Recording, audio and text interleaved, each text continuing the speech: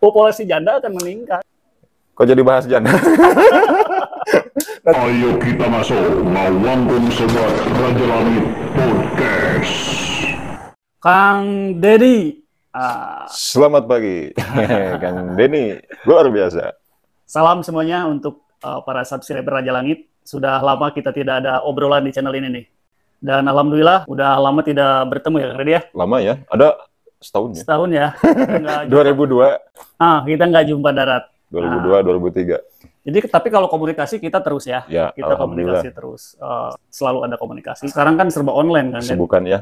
Iya. Jadi kalau nggak urgent-urgent banget, nggak penting banget, kita online aja ya. Ya, Yang penting betul. pada sehat. Sukses terus pokoknya, Kang Den. Amin. Sama-sama. Kita sama-sama sehat. sukses. Nah, sebelum dilanjut, buat kalian yang belum subscribe channelnya Raja Langit, silahkan di-subscribe dulu ya. Ya, Share kepada orang banyak, like juga, komentar juga tentunya ya. betul. Dan tidak lupa acara ini kita udah ada sponsor. Sponsornya mana nih? Disponsori oleh Cemilan Viral. Mantap.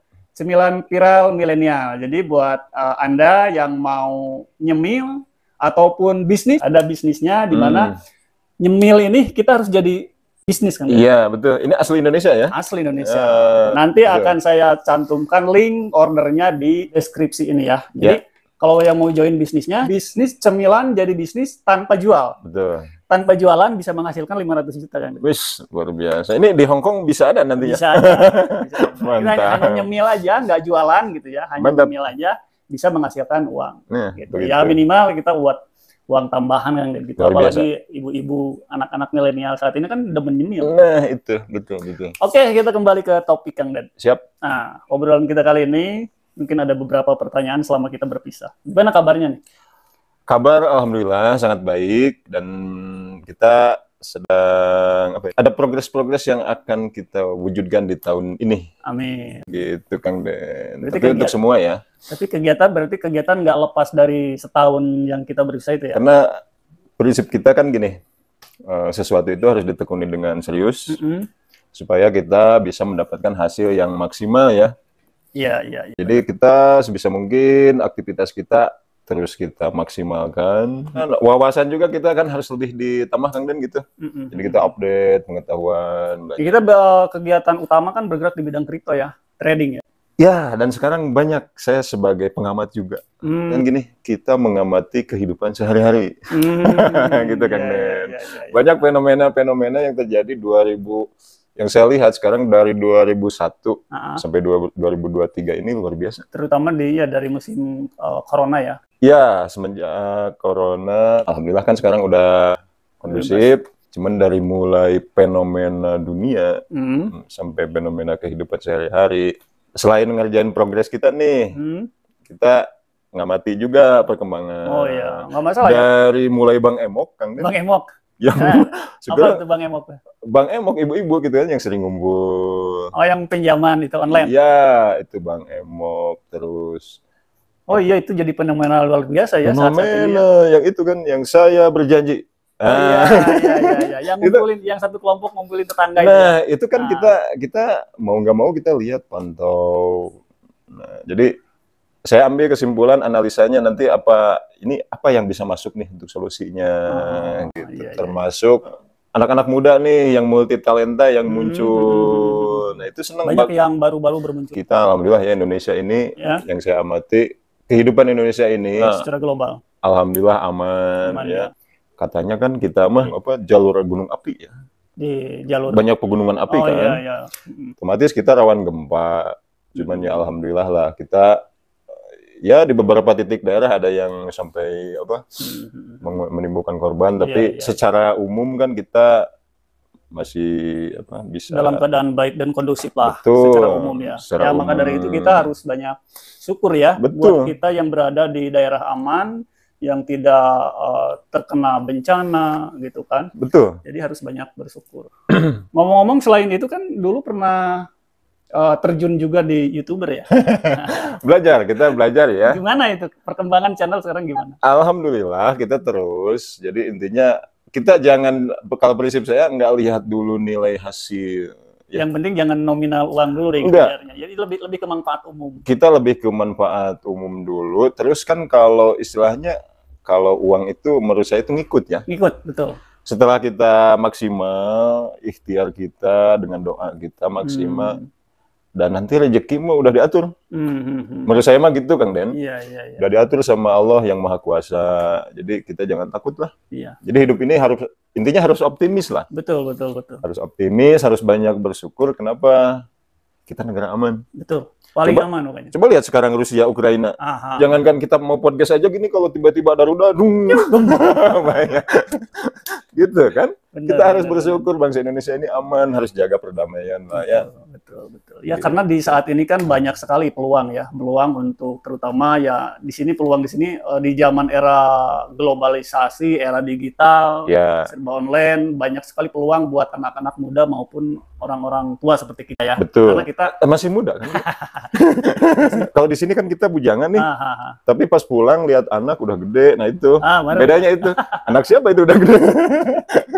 Gitu. Iya, kita nggak terasa ya. Iya, nggak terasa. Nggak terasa kita kalau lagi sendiri, emang kalau lagi nggak ingat apa-apa, terasa masih bujangan aja ya. Masih kayak sekelas apa ya, yang lagi viral. Jadi jangan salah, sekarang banyak anak-anak muda yang viral. Itu jalurnya dari mulai banyak yang dari YouTube juga, berkarir dari YouTube, dari TikTok, bersosial media, dan lainnya. Jadi kita walaupun yang udah lanjut sudah nggak muda lagi, yang penting semangatnya tetap muda. Harus tetap kita bisa berkarya. Harus tetap berkarya, dan intinya gini ya, yang saya lihat Kang Den nih fenomena sekarang. Jadi nggak melihat latar belakang, apakah itu anak orang kaya, apakah itu anak orang yang nggak punya dari segi materi ya, dari segi materi. Tapi di saat dia punya talenta, di saat dia punya skill, mau bekerja keras, mau mengolah kemampuannya, potensi dalam dirinya, banyak kan sekarang yang viral ya, yang naik jadi apa? Dia bisa membahagiakan orang tuanya. Iya, banyak. Itu seperti Reza kan, Jovita, yang dari itu, jujur itu saya acung jempol ya, termasuk Amel juga, yang itu anak-anak muda lah yang sekarang lagi itu, saya acung jempolnya. Kenapa? Mereka mentalnya itu luar biasa. Iya. Karena sekarang ini kan udah saatnya untuk menunjukkan ekspresi, untuk menunjukkan kelebihan-kelebihan yang mana dulu kan dibatasi ya, terbatas lah, bukan dibatasi. Media. Kalau dulu media terbatas, hanya segelintir orang-orang yang bisa naik ke sosial media, baik itu ke entertain. Kalau sekarang udah terbuka. Betul. Orang udah punya HP, ya kentang aja udah bisa berekspresi gitu. Nah ini padahal ya kita sebagai anak bangsa kan, anak bangsa Indonesia juga ingin ikut. Apa sih yang bisa mewarnai kita dalam kehidupan negara ini? Setidaknya saya cita-cita gini, Kang Den, bisa ikut mewarnai, terutama di pola pikir anak-anak muda. Jadi kita sebagai yang peduli kepada bangsa negara kita, ya intinya kita bagaimana caranya, sedikit demi sedikit dari orang terdekat aja dulu. Jadi mentalnya jangan mental karyawan. Kita merubah paradigma anak-anak muda itu, ya biar bagus mereka sekolah tinggi-tinggi, tetapi harus jiwa entrepreneur, jiwa pebisnis, gitu. Jadi mindsetnya harus dirubah dari paradigma lama ya. Betul. Dimana paradigma lama itu dulu itu kan, dimana anak-anak itu sama orang tua disekolahkannya itu untuk kerja. Iya. Untuk kerja. Jadi sekolah yang pinter, sekolah yang tinggi, biar kamu dapat pekerjaan ini, kayak gitu. Iya. Nah, sekarang harus dibalik, bukan untuk pekerjaan, tapi untuk penghasilan. Harus jadi jati diri, dia punya ciri khas. Intinya dia bisa jadi ikon di suatu bidang yang dia kuasai. Dan ya bisa lebih menciptakan lapangan kerja, kan itu lebih bagus. Ya setidaknya untuk dia pribadi lah. Untuk dia pribadi, jadi nggak tergantung. Maksudnya gini nih, jadi dengan pola pikir anak-anak muda kreatif seperti sekarang, yang di entertainment segala macam, kayak di dunia bisnis, sebetulnya jadi anak-anak generasi muda itu kan, kalau pemerintah tugasnya udah banyak nih, segala bidang, dari mulai ekonomi, politik, budaya, keamanan segala macam, menanggulangi bencana, itu pemerintah itu udah sangat sibuk, udah sangat sibuk dengan tugas-tugas. Jadi generasi muda kalau kreatif kan nggak usah nunggu lowongan kerja nih, jadi dia sudah bisa menciptakan sebuah lapangan pekerjaan sendiri lah, minimal mereka punya penghasilan, nggak jadi beban keluarga, ya minimal bisa membantu keluarganya aja dulu. Iya, betul. Dari pribadinya gitu. Luar biasa, guys. Ini ngobrol udah terlalu jauh, baru aja sebentar ya. karena memang kan kita kalau gimana ya, kalau udah ketemu Iya. kayak Ngobrol tuh ya. bukan Tom and Jerry kan kita, kayak Upin Ipin kan. Tapi Karena kangen lama. kabar keluarga baik ya. Alhamdulillah baik, alhamdulillah sehat ya. Istri masih Masih satu. Ada rencana nambah nggak? Enggak lah, enggak, maksudnya enggak Mau satu. enggak lah, udah satu aja lah, Yang ngapain penting lah. mah kita lestarikan yang ada. Yang penting bisnis kita perbanyak. Betul. Gitu. Ya mudah-mudahan, tapi kan kita juga bukan untuk diri kita pribadi, atau untuk keluarga Untuk kita. keluarga. Untuk orang lain juga kan, kalau kita ya ada rezeki lebih. Tapi bisa. Kang Den jangan salah, kita ini kan suami ya, imam. Ya kita sebagai laki-laki. Betul. Ya memang kita cukup satu lah. Ya. Satu di Sukabumi, satu di Bandung gitu. Ya, itu kembali ke prinsip sebetulnya sih. Kita kan udah ada batasan 4. Ya, kalau mampu. Boleh kan? Kalau mampu. Tapi ya daripada jadi berabe, ya lebih baik satu. Tapi ya sampai gimana lah, sampai... Tapi kan jangan salah, populasi, perbandingan laki-laki dan perempuan, populasi janda akan meningkat. Tapi kalau untuk pelestarian janda sebenarnya ya itu itu boleh. dari pemberdayaan sih. Pemberdayaan. Pemberdayaan. Bukan hanya untuk dinikahi sebenarnya. Bukan. Ya, jadi istilahnya kita lebih... Ya diberdayakan lebih ke kesejahteraan dan ekonominya. Saya kan kadang-kadang suka kalau ada janda ya. Maksudnya yang maaf nih, mungkin dari rumah tangga ada kegagalan ya. Atau ada apalah latar belakangnya. Kita kan suka sharing, ngobrol. Kenapa bisa begitu? Udah bukan keinginan atau? Bukan. Kadang-kadang katanya ngiri kalau lihat yang lain itu bisa harmonis. Gitu. Harmonis. Kepingin juga. Ya sangat. Kok jadi bahas janda? Cuman maaf ya ini, karena apa, mereka itu sangat luar biasa. Kebayang nggak Pak Den? Single parent misalkan ya, perempuan. Bisa menghidupi keluarganya ya. Menghidupi anak-anaknya. Ada yang orang tua sama orang tuanya. Nah jujur itu yang saya atensi ya. Atensi dalam artian apa? Kalau bisa nih, apa yang bisa saya bantu? Terus dengan teman-teman dulu. Ya itu tadi, mengurangi populasi janda. Minimal kita bisa, maksudnya apa? Ini nih ada segi usaha yang bisa untuk penghasilan mereka. Benar. Gitu. Kalau misalkan mereka suka sama kita, ya kita terima kasih kan. Tapi kita jangan balik suka juga. Hati juga harus dikendalikan. Itu yang berat. Yang penting jangan tumbuh cinta lebih. Nah, itu yang harus dijaga. Kalau kita menyayangi, menghormati ya nggak masalah. Ya, karena kita sebetulnya buat saudara kita ya.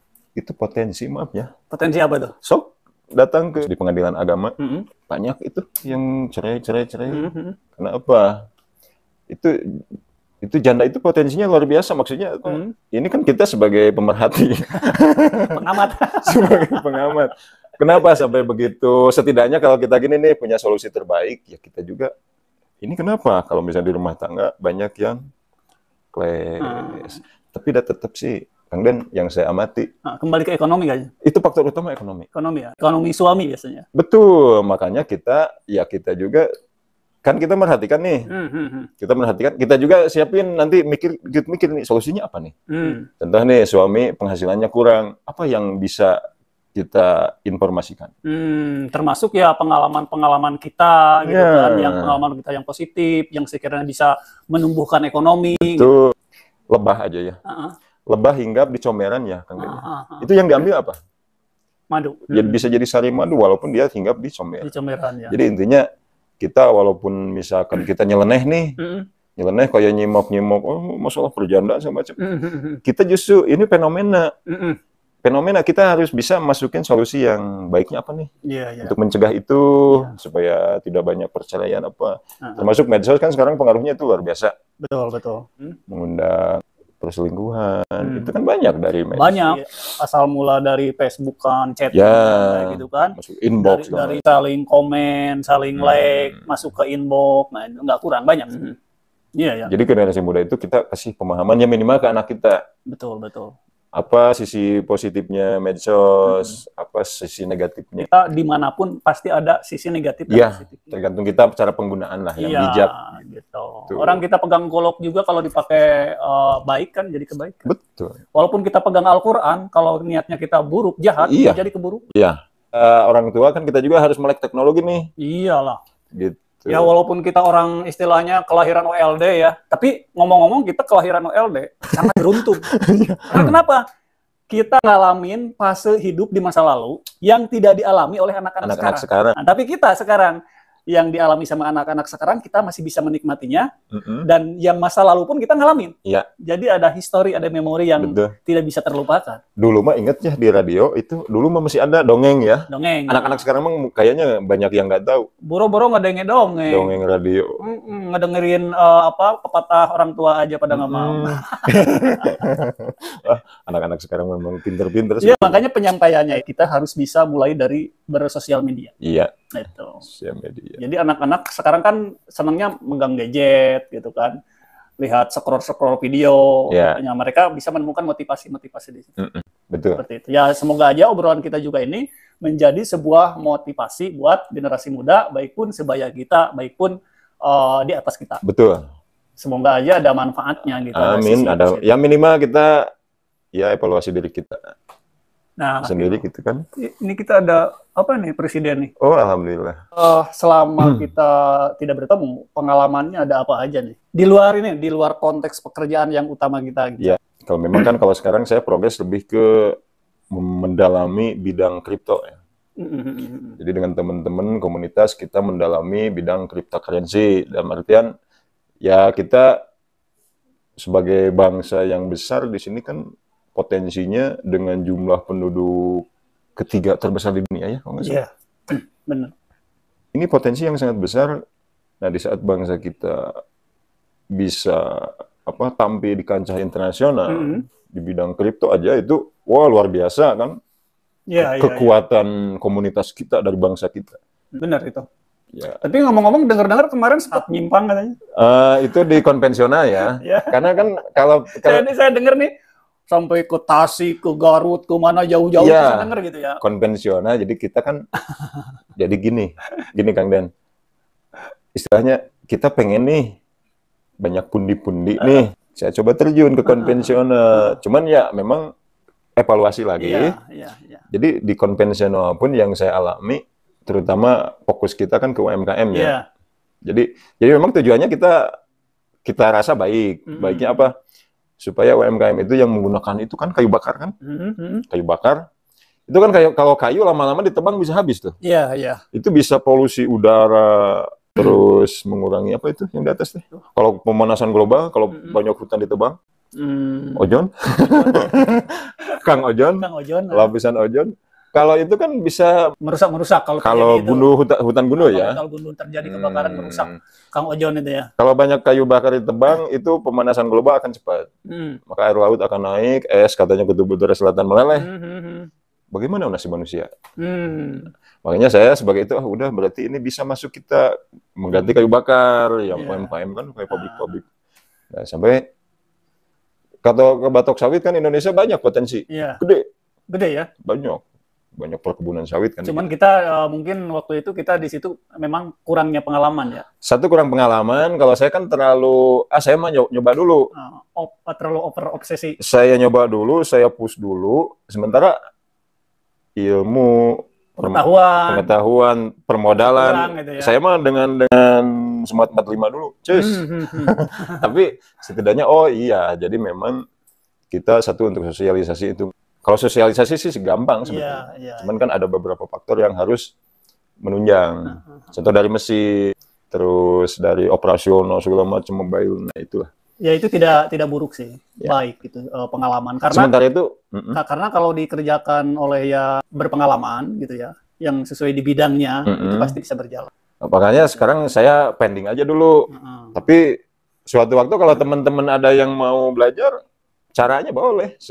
Minimal ada pengalaman. Kalau jalur saya udah tahu, jalur-jalurnya udah tahu, pendistribusian gitu kan, apa yang harus disiapkan. Berarti sekarang itu dilepas dulu ya? Dilepas dulu. Berarti sekarang udah kembali ke kiblat. Kembali dulu ke kripto nih, ngolah si kripto nih. Kripto yang ada di Binance, kayak Indodax, itu kan potensinya luar biasa.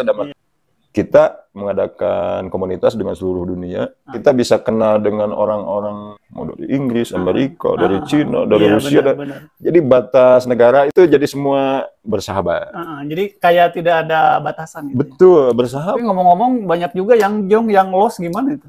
Ya itu sebetulnya ilmunya juga. Ilmunya belum ditemukan. Kembali ke ilmu. Karena kebanyakan orang ini kan melihat dari sisi keuntungannya saja, itu tanpa mau menjalani proses. Di semua bidang. Itu di semua bidang usaha ya. Ada untung dan rugi ya? Ya iyalah. Nggak bisa kalau kita pengen untung terus, ya kerja aja. Kerja juga belum tentu untung terus. Ya belum tentu. Kalau nggak PHK. Kalau nggak dibayar. Ada juga kan pekerja banyak yang kerja nggak dibayar karena perusahaannya bangkrut. Nah itu kalau di trading loss ya. Kalau ya kita analisa baca pasar juga pergerakan harga, kita kan harus tahu kapan kita harus beli, kapan kita harus open jual, atau ya intinya ada golden moment lah.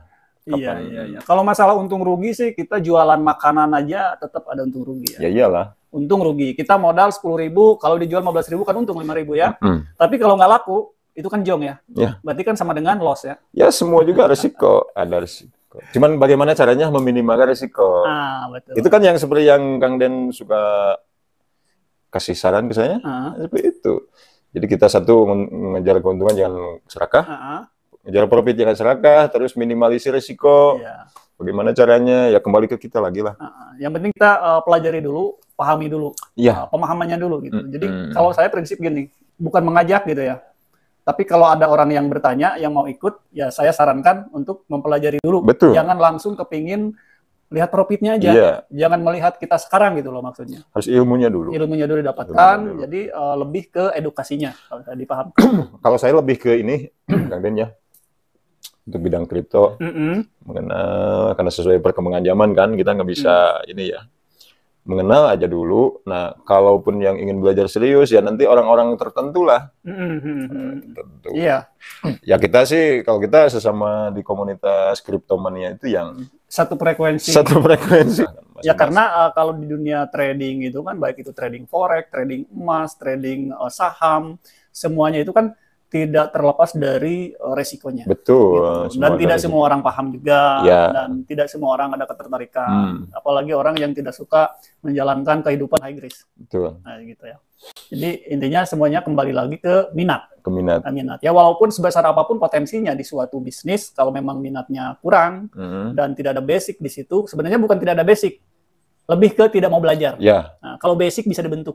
Kalau untuk bicara kita tentang pengalaman yang tadi terus di kripto, kalau diperpanjang kita nggak cukup waktu semalaman. Wah, semalaman itu bisa. Sekarang kita sedikit nyerempet ke urusan lebih luas lagi. Mengenai kehidupan di negara kita lah. Nah, di Indonesia. Ekonomi dan politik. Karena kenapa kita akan menyerempet ke ekonomi dan politik? Karena ini selalu berdampingan dengan kehidupan kita. Betul. Yang satu itu, yang kedua, kita kan sebentar lagi nih mau ini pemilihan ya. Pemilihan presiden ya. 2024 ya. Termasuk ya legislatif juga kan. Legislatif kan. Nah, makanya kita sedikit-sedikit nyerempet ke arah sana. Pandangan Kang Deddy sebagai rakyat kita ya. Kalau saya menyimak ya Kang Den ya, kalau dari segi ekonomi itu memang kan kita kemarin itu ujian berat, bukan di kita aja ya, seluruh dunia kalau itu waktu COVID, waktu COVID-19 itu ujian berat. Nah, cuman kalau saya lihat dari secara umum secara umum ekonomi Indonesia itu sebetulnya ya masuk kategori bagus. Saya bukan pro pemerintah, bukan pro itu enggak ya. Saya netral. Cuman yang saya rasa ini relatif kita bisa bertahan aja, udah bagus itu. Udah bagus selepas COVID ya. Cuman kembali lagi. Kok katanya misalnya Kang, itu banyak yang kaya, banyak yang susah. Kembali lagi ke orangnya. Kembali lagi ke perjuangannya masing-masing. Perjuangannya dia kalau misalkan malas, nggak mau bekerja, atau monoton kerjanya, nggak membuka pola pikir, cari penghasilan tambahan, ya pasti pas-pasan hidupnya. Gitu. Ya kembali lagi ke mental. Kalau saya sih nggak muluk-muluk. Ya saya juga hidup pinginnya pas-pasan aja. Ya pas butuh. Pas butuh ada. Gitu. Pas mau beli mobil ada. Ya gitu. Pas mau punya rumah baru ada. Ya kalau kita secara melihat ini ekonomi kita relatif stabil ya. Stabil, bahkan kalau dilihat dari internasional, dari global dunia itu membaik negara kita ini. Ya kalau perkara istilahnya susah dan senang, bangkrut dan naik, itu ya kembali lagi ke individunya masing-masing. Itu ranah pemerintah itu kan yang terpenting bisa berlaku adil. Betul. Gitu kan. Ya pemerataan sekarang kalau yang saya lihat pemerataan saat ini itu udah mulai terlihat. Iya, Karena dari Sabang sampai Merauke itu sekarang udah mulai terlihat pembangunan kan, gitu kan. Padahal kalau dilihat pemerataan, kalau Jabodetabek Jawa itu kan udah dari dulu, gitu kan. Ya. Kalau keluar kan baru sekarang. Nah ini kemarin kan rame nih, sempat viral masalah kepala desa mau meminta perpanjangan masa jabat. Kalau menurut... Katanya mereka sih itu adalah keinginan masyarakat katanya gitu waktu demo ke sana itu mereka itu. Tapi saya pikir masyarakat yang mana ya? Ya masyarakatnya yang pro. Tapi cuman kalau saya sih gini, Kang. Kalau saya lebih ke apa ya? Lebih ke substansi. Lebih ke substansinya, lebih ke realita. Jadi gini, masyarakat juga harus jeli nih. Harus jeli dalam artian gini. Kalau sosok pemimpin, memang itu kinerjanya bagus, membangun untuk masyarakat, bermanfaat, lebih meningkatkan daya beli ekonomi masyarakat, lebih bisa menjaga stabilitas, ketertiban lingkungan aja minimal yang jadi wilayah tugasnya, wilayah yang dipimpin sama beliau. Ya kenapa enggak? Periode 1, 2, 3 mau 6 periode juga nggak masalah. Kalau secara dari situ. Kalau kualitasnya memang memenuhi. Tapi kalau secara pemerataan, memberikan kesempatan pada generasi muda, itu justru, ini pandangan ada dari satu sisi, sama dengan tidak memberikan kesempatan kepada generasi gitu. Itu bagus. Estafet kalau menurut saya ya, estafet kepemimpinan ini. Pemimpin yang termasuk kita juga kan di keluarga pemimpin ya. Betul. Bukan masalah tingkatan birokrasi, bukan. Cuman jiwa pemimpin ini yang menurut saya, yang siap memimpin itu berarti minimal dia punya misi dan visi yang jelas. Kedua, memang niatnya untuk mengabdi kepada masyarakat, kepada yang dipimpinnya. Terus, dia juga harus peduli, ini siapa generasi penerus saya? Betul, itu. Harus mempersiapkan juga. Salah satu yang menjadi kontroversi itu. Harus mempersiapkan. Jadi beliau ini nanti akan punya, punya nilai lebih di saat beliau sudah kembali meletakkan jabatan lah. Ini orang yang dipersiapkannya menggantikan beliau itu bisa melanjutkan program-programnya misalkan. Programnya, tongkat estafetnya bahkan lebih bagus lagi. Maka beliau pun akan harum namanya. Betul. Tetapi generasi muda pun jangan cuman harus ditarik-tarik. Mereka juga harus mempersiapkan. Gitu. Jadi pemimpin itu kan nggak cukup pintar. Banyak segi-segi kebijaksanaan, wawasan. Nah, itu Kang harus dipersiapkan. Itu Kang, selama ini gitu ya. Selama ini banyak sekali pemimpin baru yang tidak mau melanjutkan program-program atau visi misi pemimpin yang lama. Ya. Nah, itu yang bikin berantakan tuh sebenarnya. Betul. Jadi intinya gini ya. Jadi ego-egoan lah gitu, ego-egoan. Nah, seorang pemimpin itu jangan yang dikedepankan jangan ego pribadi atau kelompok. Gitu, kalau menurut saya, jangan ego pribadi atau kelompok. Ini kan kalau namanya pemimpin harus bisa merangkum semua golongan. Atau misalnya masyarakat karakternya si A gini, si B gini, si C gini. Ini pemimpin ini harus bisa mengakurkan. Harusnya sih gitu. Harus bisa merangkul. Jadi bukan ego pribadi yang ditonjolkan. Bahkan kalau memang misalkan salah, seorang pemimpin itu harus berani jujur, saya salah, maaf. Jarang sekali. Ya. 99% jarang itu. Terus tapi kadang-kadang pemimpin juga harus egois. Egoisnya kalau itu suatu hal yang baik, yang bermanfaat untuk orang banyak, ya dia harus egois mempertahankan prinsipnya itu. Kita beberapa kali ganti presiden, jangankan di desa gitu ya.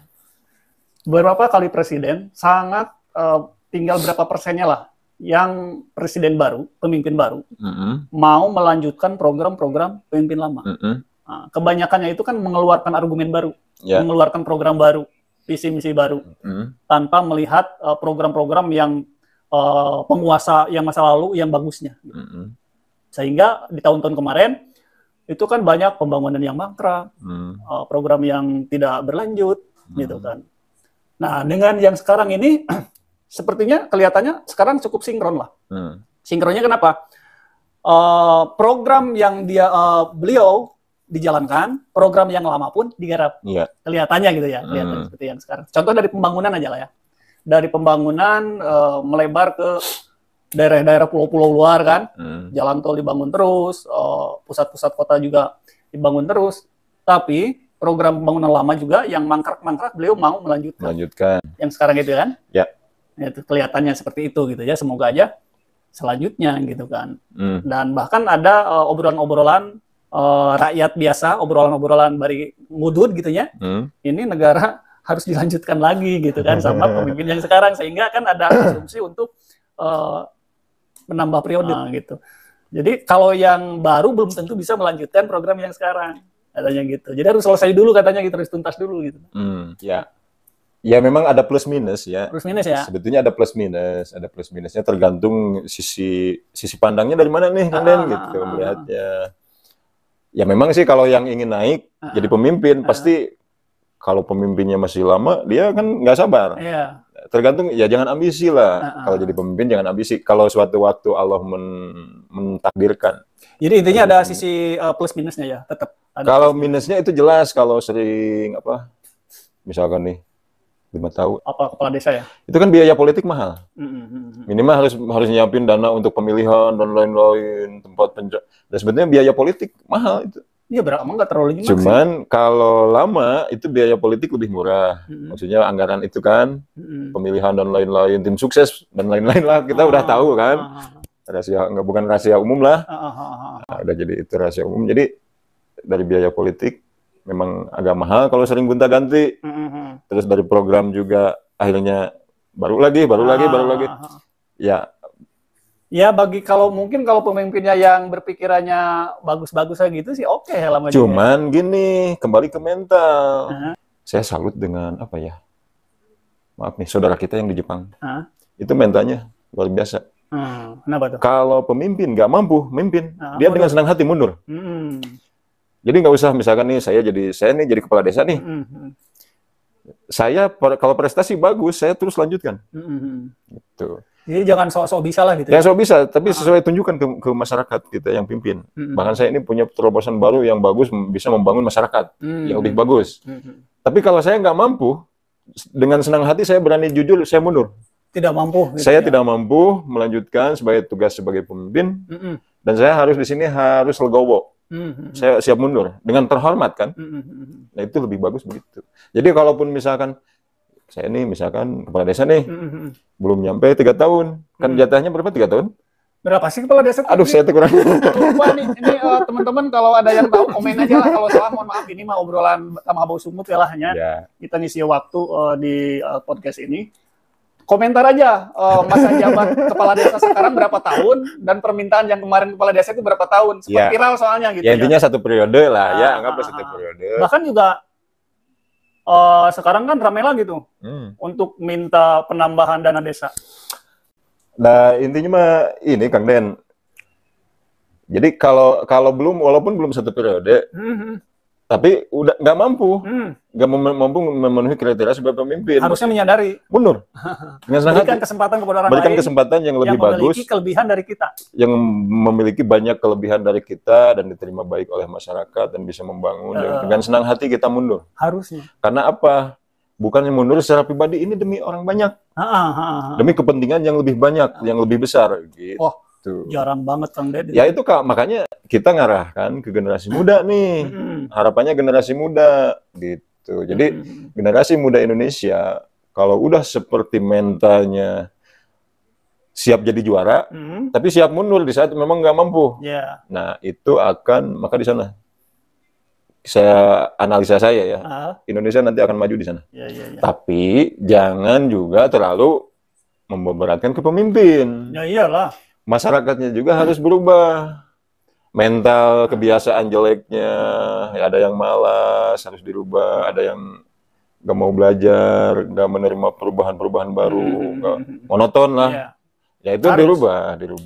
Ke masalah dana desa nih. Nah, menurut pandangan Kang Deddy, dana desa selama ini kan kita ini bahkan wajib loh sama Pak Jokowi. Rakyat itu, masyarakat itu wajib memantau dana desa itu dikemanakan, dipakai apa, digunakan untuk apa, gitu kan? Itu diwajibkan bahkan ya. Karena pemantauan terakhir itu yang paling akurat itu di masyarakat. Nah, itu kan. Tapi kan sebaliknya kadang-kadang ketika ada masyarakat yang sedikit kritis, ya tanda kutip ya, kadang-kadang ya disisihkan atau gimana gitu. Nah, menurut Kang Deddy selama ini penyaluran dana desa ini udah bener belum? 50-50. 50-50. Ya. Ada yang sudah benar sesuai program, ada yang masih banyak permainan. Nah, itu. Dan permainan dalam artian biasanya permainan proyek ya. Satu, ya kita kan semua juga tahu lah, udah pasti tahu kan, udah jadi rahasia umum ya. Itu cuman sebagian, tapi banyak yang sudah bagus sesuai program yang dijalankan. Cuman intinya gini, contoh nih, anggaran yang harus diterapkan. Kalau saya pribadi ya, saya sebagai masyarakat pengennya begitu.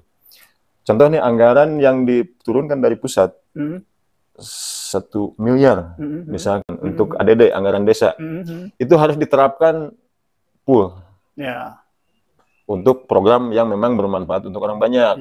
Nah, jangan sampai disunat. Saya gitu. sendiri kadang suka bingung. Kalau oknum ya, oknum yang nyunat itu oknum. Kadang saya sendiri suka bingung. Saya sendiri kan bukan orang aktivis atau bukan orang aktif di desa, di kemasyarakatan ya. Tapi suka bingungnya gini loh. Ada dana desa, tapi kok desa pembangunan jalan, padahal dana desa terjun semenjak periode Pak Jokowi aja kan udah berapa tahun? Iya, 10 tahun. Udah. Mau 10 ya? Iya, karena semasa periode Pak Jokowi aja kan udah lama. Tapi ada desa yang tidak terlihat banget perkembangan, khususnya jalan lah ya. Jalannya masih butut, gang-gangnya juga tidak diperhatikan gitu kan. Nah, itu saya nggak habis pikir itu gitu kan. Nah, kalau menurut saya Kang Den, jadi aparat desa pun harus kreatif. Dan artian gini, contoh nih, kalau ada anggaran, itu kan udah dibentuk BUMDes ya, Badan Usaha Milik Desa. Cobalah ada anggaran itu diberdayakan dalam satu kegiatan. Jangan cuma memberdayakan janda ya. Jangan maksudnya gini, ini uang nih, plek, langsung dibangunkan. Itu pasti habis kan? Harus yang lebih. Coba kalau bisa ngolah, bagaimana caranya uang itu bisa lebih produktif. Contoh minimal nih, misalnya anggaran 1 M. Untuk dana desa, ya, kalau menurut saya sebagai orang awam, ya, masyarakat biasa. Coba ini yang 1 M ini diputar di usaha yang memang menghasilkan. Contoh nih ada keuntungan 100 juta, yang 1 miliar diterapkan ke program, itu kan desa nanti punya kas 100 juta dari keuntungannya. Gitu, apalagi kalau, ya itu makanya. Kalau, ya itu kembali lagi, kalau kepala desanya yang benar-benar memikirkan rakyatnya. Ya, kesejahteraan rakyatnya. Jadi kalau menurut hemat saya ya, nanti iya jangka panjang, jangan sampai gini, turun anggaran 1 M, diterapin proyek, paling berapa bulan habis, udah. Cuman pada saat itu aja menyerap tenaga kerja. Tapi pengennya kita yang berkelanjutan, sampai nanti turun lagi anggaran tahun berikutnya. Sementara itu keuntungan uang itu masih ada, berarti akan nambah. Wah, benar. Akan nambah uang kas, terus pemberdayaan masyarakat kan berkelanjutan. Nah, betul. Jadi tetap kata saya itu seorang pemimpin pun dia harus jago ekonominya juga. Jangan cuma jago politik. Betul. Jangan cuma jago pilih saya ya. Jangan begitu. Ini sebentar lagi pasti banyak yang berdatangan ya. Biasanya kan fenomena ini kan ya emang udah bukan rahasia lagi ya. Di saat mereka membutuhkan suara rakyat, mereka berdatangan dan menjual janji-janji. Nah, ketika mereka udah jadi, dia lupa. Gitu. Kalau tentang politik nih ya, Kang Deddy, sekarang kan partai banyak nih.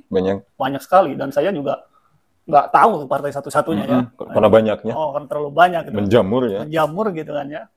Kang Deddy sendiri, pandangan Deddy sendiri gimana tuh? Partai politik yang banyak sekarang itu.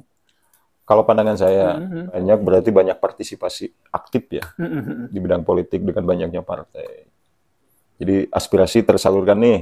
Ya, sisi positifnya berarti mendidik masyarakat berpolitik, cara-cara berpolitik. Tapi tetap kembali ke pribadi, dalam artian apa? Terjun di partai politik pun tetap visi misinya intinya demi bangsa dan negara. Memang idealnya harusnya begitu. Mantap. Jangan demi kelompok atau golongan, karena kalau demi kelompok dan golongan pemikirannya sempit. Akhirnya apa? Mengedepankan kepentingan kelompok dan golongan. Tapi kalau semua partai politik sudah visi dan misinya jangan cuma di mulut aja. Untuk bangsa dan negara, apa yang dia bisa. Jadi saya gini, Kang Den. teringat pepatah pahlawan dulu. Pernah ada yang mengatakan katanya gini, kalau nggak salah. Jangan kamu tanyakan apa yang bisa bangsa dan negara kamu berikan untukmu, tapi tanyakanlah apa yang bisa kamu berikan untuk bangsa dan negaramu. Wih, So, itu bener mah. eta jero eta teh. Jero pisan eta. Jadi jangan nanya apa nih negara bisa dapat apa saya dari negara saya, dari bangsa saya. Jangan begitu, tapi harus saya bisa beri apa nih untuk bangsa dan kemajuan bangsa dan negara saya. Untuk demi kemajuan bangsa dan negara saya. Iya, betul. Jadi dia berpikirnya jangan saya terjun ke politik nih. Jangan bagaimana untuk cari duit nih untuk kelompok saya, untuk saya. Jangan begitu. Pikirkan untuk orang banyak, untuk semua golongan, untuk seluruh bangsa dan negara. Dan rezeki mah nggak akan ketukar nanti juga. Betul. Mantap. Jangan lupa nih cemilannya ya. Kita ngobrol-ngobrol asik nih. Kalau nggak puasa kita sambil nyemil ini nih. Nah, buat yang mau ngambil peluang usahanya, nanti cek aja deskripsi ya. Iya. Nah, jadi kita bisa dapat penghasilan tanpa jualan hanya dari nyemil. Betul. Inilah yang jadi. Ada yang lebih unik lagi nih Kang Den. Saya kemarin jalan-jalan. Kegiatan saya sekarang ini kan jalan-jalan dan traveling dekat-dekatan gitu lah ya. Biar awet muda. Ini fenomena cukup unik nih ya.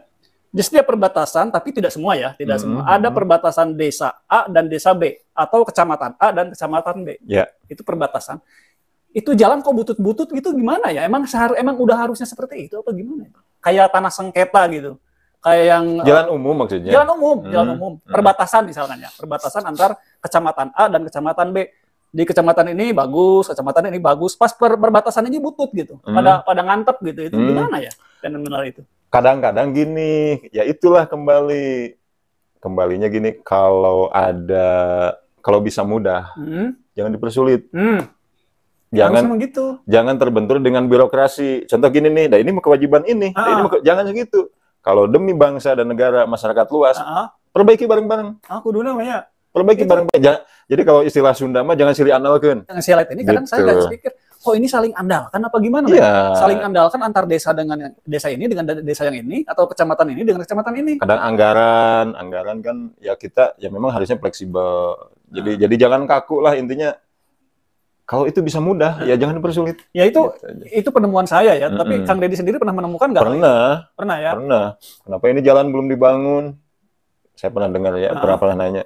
Ini jalan agak jelek ya, kenapa belum? Kan ini anggarannya provinsi, ya harusnya ngajuin dong. Jadi proaktif antara kabupaten atau kota media atau tingkat desa, kecamatan ngajuin. Masa ya kan kalau pemimpin pusat banyak nih tugasnya lebih luas.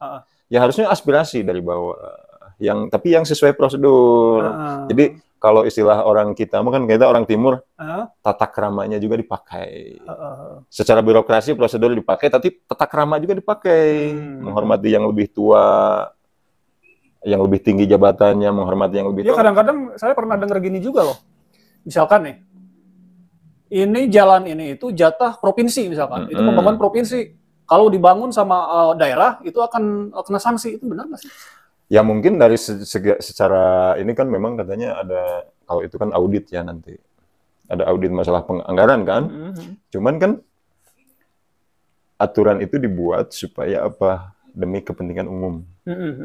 Nah, kalau ada kepentingan umum yang memang itu urgent, contoh jalan rusak nih, ini jalan dilalui kendaraan banyak, daripada mengundang kecelakaan, ya harus koordinasi dari mulai tingkat desa, kecamatan, kabupaten, dengan provinsi. Silaturahmi intinya apa? Ya kalau selalu ngikutin aturan baku itu kan mungkin kalau ada jalan bolong diantep tuh, ya itu kalau kaku kan itu coba ngobrol duduk satu meja, aspirasinya sampaikan dengan baik, dan itu pasti ada solusi terbaik. Oke, benar. Gitu. Kudu nama gitu aja guys. Jadi pemimpin itu jangan kaku. Kapan harus menurut saya, kapan harus tegas kita mempertahankan prinsip kita. Kapan kita harus fleksibel gitu. Iya benar-benar. Demi kepentingan umum maksudnya. Waduh, nggak terasa waktu nih kita udah ngobrol. Jadi panjang kali lebar sebenarnya luas ya. Ini yang nyaksiin pasti nih ngobrol apa nih orang-orang gini. Ya alhamdulillah sih kalau kita. Oke ya, ini sejauh ini kita isinya semoga ada isi yang positif gitu ya, yang bisa diterima oleh orang banyak, orang luas di luar gitu ya. Nah, ini kita berandai-andai aja nih. Ini kan tadi kita bicara tentang kepemimpinan ya, dari mulai kepala desa sampai presiden. Nah, andai ini Tuhan memberikan kesempatan kepada Kang Deddy untuk menjadi seorang presiden. Mau diapakan negara ini? Karena nggak kurang orang, apalagi orang yang merasa direndahkan atau merasa nggak diperhatikan. Terkadang sedikit-sedikit presidennya jelek, sedikit-sedikit presidennya buruk gitu kan. Ekonomi nggak naik, susah gara-gara presiden gitu kan, nggak becus ngurus negara. Kadang-kadang orang banyak yang berpikir seperti itu juga kan. Nah, sekarang kembalikan, kalau misalkan dibalikan ke orang tersebut yang ngomong itu, sebenarnya dia juga belum tentu bisa ngelakuin. Ya, belum tentu. Belum tentu dia juga bisa memimpin negara ini. Belum tentu. Nah, sekarang andaikan nih Kang Deddy diberi kesempatan jadi presiden, nih negara kira-kira mau diapain? Saya memang tidak ambisi untuk jadi seorang presiden. Tapi kalau Allah menakdirkan, Tuhan yang Maha Kuasa mentakdirkan, kan kita nggak bisa menolak. Nah, itu dia maksud saya. Mau diapakan negara ini? Tapi itu memang sulit. Sangat susah, karena godaannya akan banyak. Karena ini kita, maaf nih, kita ini tidak ada rencana, tidak ada cita-cita untuk jadi presiden. Tapi andai kata nih, keajaiban, Kang Deddy harus jadi presiden. Jadi, gitu kan. Mau diapain gitu kan. Karena kita tidak ada perencanaan, tidak ada cita-cita gitu. Tapi Kang Deddy harus jadi presiden. Jadilah gitu. Mau diapain nih? Kalau presiden itu, jadi kan katanya gini, Kang Den, kalau pemimpin ini harus bisa kalau bahasa Sunda namanya napak sancang. Napak sancang. Istilahnya berdiri di atas air. Itu simbol ya. Simbol dalam artian apa? Kita harus bisa merangkul, merukunkan semua golongan dan kepentingannya. Iya. Terus kita harus bisa nurus bumi, kalau bahasa Sunda ya. Kita harus bisa nembus bumi, nembus tanah, bumi. Dalam artian apa? Kita harus bisa merasakan apa yang dirasakan oleh masyarakat yang kita pimpin. Baik susah atau senangnya. Kita harus tahu, karena ini akan menjadi pertanggungjawaban kita nanti di akhirat. Terus kita juga harus bisa nembus mega. Dalam artian apa? Terbang ke atas. Dalam artian apa? Seorang pemimpin itu wawasannya harus jauh ke depan. Harus punya visi misi. Pengetahuannya pun harus di atas orang lain. Wih, luar biasa Kang Deddy. Jangan sampai gini, kalah pintar sama bawahannya. Pemimpin kan dia harus, ya memang. Tapi kan kalau jadi pemimpin enak Kang Ded. Walaupun kita nggak pinter, kita jadi pemimpin udah aja suruh Menteri A, Menteri B, Menteri C kerjain ini, gitu kan? Enak, gitu kan? Cuman setidaknya kita nyuruh itu udah tahu pekerjaannya seperti apa, job desk-nya seperti apa. Kita memang nggak ahli, tapi kita tahu endingnya begini. Kita menugaskan staf ahli, tapi kita tahu nggak yang ditugaskan itu harus ini, hasilnya harus ini. Ya, nah itu teman-teman ya. Jadi untuk menjadi seorang pemimpin itu jangankan kita melaksanakan jadi pemimpinnya, baru berpikirnya aja. Baru berandai kita udah bingung. Karena memang tidak. Baru berandai udah bingung, apalagi udah jadi presiden, mau jadi apa negara ini? Tidak gampang ya. Cuman yang satu harus diluruskan, niat kan Den ya. Kalau jadi pemimpin itu bukan untuk kaya raya. Iya. Makanya kita mending serahkan aja kepada ahlinya ya. Ya, kalau untuk kaya raya mending jadi pengusaha, jadi pebisnis. Jadi harus berani berkorban untuk masyarakat. Ini salah satu jawaban untuk teman-teman yang selalu mudah menyalahkan. Istilahnya selalu berpikir negatif terhadap pemimpin. Misalnya gitu. Nah, ini jawabannya nih. Jangankan kita jadi pemimpin, baru pertanyaan aja ini. Perencanaan, udah bingung, apalagi mengelola negara. Nggak gampang. Kalau cuma saya akan mensejahterakan rakyat, gampang. Gampang kalau ngomong. Bicara mah gampang. Cuman actionnya nanti itu yang harus benar-benar. Itu yang terjadi kan kampanye yang sudah seperti itu. Dan di Indonesia ini multidimensi. Jadi seorang pemimpin yang mimpin Indonesia ini bukan orang sembarangan. Multidimensi. Suku bangsa terbanyak di kita. Betul. Kebudayaan terbanyak di kita. Geografi segala macam. Maka modasinya bisa mengakomodir semua. Indonesia itu presidennya memang syaratnya harus hebat luar dalam. Ya, harus bisa memahami seluruh sukunya ya, bangsa negaranya itu. Gitu. Harus bisa merangkum. Oke, Kang Ded, ngobrol kita udah tidak terasa nih, udah zuhur ya. Planning ke depan, Kang Deddy, khususnya pribadi lah. Untuk pribadi, kalau saya sesuai yang saya bisa, sesuai yang saya mampu, saya tetap berjuang. Menekuni bisnis yang saya jalani. Untuk pribadi dan keluarga saya dulu minimal ya, tapi saya tetap punya fokus untuk bisa bermanfaat untuk masyarakat banyak. Dan kalau planning Pak Den, Saya memang saat ini netral nih, nggak ikut politik partai mana-mana. Tapi suatu waktu saya juga punya planning saya akan terjun ke politik. Oh gitu. Suatu waktu, tapi nanti di saat saya udah gak mikirin banyak yang harus jadi fokus nanti pengabdian. Saya memang ada planning ke depannya. Nggak tahu lah di usia berapa. Gitu. Ya itu kan kita yang tadi kembali ke obrolan yang tadi kita nggak tahu kan. Iya, kita nggak tahu. Berapa, kapan kita bakal ada perubahan. Cuman kalau memang ekonomi saya udah stabil, keluarga saya udah bagus, kita pengabdian ke masyarakat. Tapi nantilah itu kan nggak bisa gusak-gusuk. Kalau saya sih sekarang planning saya itu nggak muluk-muluk. Saya kepingin keliling Indonesia. Ya. Ingin keliling Indonesia. Silaturahmi ya. Silaturahmi dari Sabang sampai Merauke, dari suku antar suku. Gitu. Jadi kan ragam budaya kita Indonesia ini. Jadi saya ingin tahu gitu silaturahmi ke sana. Jangan hanya cuma dengar dan cerita gitu kan. Dan sebetulnya kan Indonesia itu indah di saat kita saling mengenal, saling silaturahmi, saling berjabat tangan. Gitu. Hilangkan perbedaan-perbedaan, tapi kita itu kan kebersamaannya. Makanya sekarang saya dimulai dari jalan-jalan di daerah gitu kan ya, untuk mempelajari gitu kan. Sebelum keluar jauh sana kan kita harus minimal lah per kecamatan dulu, kabupaten dulu, terus provinsi kan. Kita keliling dulu Jawa Barat. Gitu. Nah, memulainya saya dari channel PKI. Nah, buat teman-teman yang belum tahu channel PKI. Apa itu? PKI, Pecinta Kuliner Indonesia.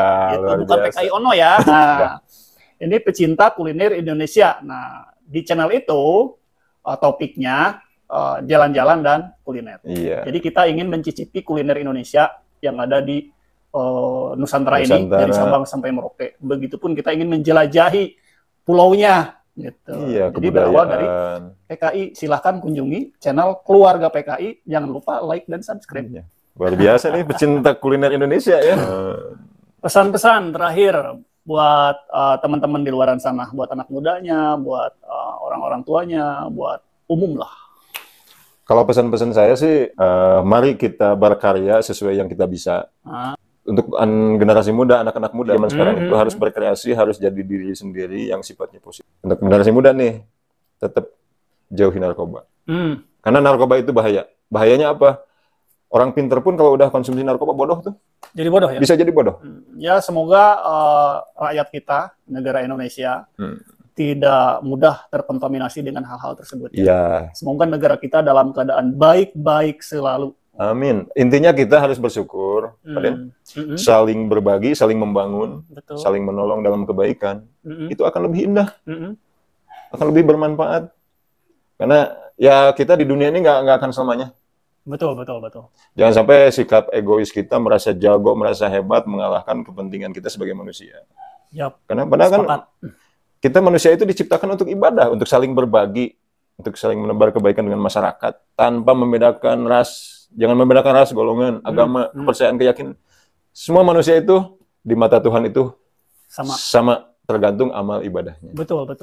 Oke, teman-teman, sahabat Raja Langit dimanapun berada, terima kasih sudah menyaksikan obrolan kita, celotehan kita. Mohon maaf jika ada pihak-pihak terkait yang agak tersinggung dengan kita ini. Karena kita nggak ada niat sama sekali. Nggak ada niat kita untuk memojokkan seseorang ataupun suatu golongan, tapi di sini kita hanya menyampaikan aspirasi. Ungkapan secara pribadi lah. Ungkapan secara pribadi. Personal gitu. Yang jelas, semoga negara kita ini dalam keadaan baik dan sehat-sehat selalu. Pemimpinnya diberikan kesehatan, amanah, dan sesuai mengerjakan apa yang dia harus kerjakan. Dan masyarakatnya juga bisa lebih maju. Dan masyarakatnya juga bisa lebih maju, terus juga bisa lebih dewasa pemikirannya, gitu kan. Jangan sedikit-sedikit nyalahkan pemimpin, sedikit-sedikit nyalahkan kepala daerah, jangan seperti itu. Jadi kita harus bisa lebih bijak lagi. Gitu. Termasuk ini, BLT, maaf ya. BLT. Lebih bagus itu jangan dikasih uangnya. Tapi bagaimana caranya bisa mengolah? Kalau dikasih uang kan keenakan, kasih uang habis. Kalau yang saya lihat gitu ya. Jadi kita ngobrol bisa jadi panjang lagi nih. Panjang kali lebar sebenarnya. Maksudnya apa? Jadi mendidik jangan dikasih ikannya lah. Mending bagaimana dia bisa mancing, bisa yang lebih produktif maksudnya. Demi kemajuan semua. Ya, itu sebenarnya pro kontra juga sih. Ya, pro kontra. Ya bagi orang yang malas kan memang enak dikasih. Tapi kan kalau yang berpikirannya Ngapain saya mau pengen dengan usaha saya sendiri bisa itu. Tapi kan kadang-kadang orang yang dikasih domba juga, dombanya malah dijual, Pak. Nah, itu kembali ke mental. Jadi harus perubahan yang itu. Jadi bukan sebenarnya oknum itu bukan hanya di pemerintahan Semua saja. juga di diri kita aja. Rakyatnya juga banyak oknum. Di diri kita aja banyak sifat-sifat oknum yang harus di manage gitu. Ya itulah teman-teman ya obrolan kita Siap. pada kesempatan hari ini. Terima kasih Kang Alhamdulillah. Deddy atas obrolan. Terima kasih Kang Den ya, Nah, luar semoga biasa kita udah sukses diundang. semuanya. Sehat lahir batin semuanya. Salam persahabatan selalu dari Sabang sampai Merauke, berjabat tangan. Ya.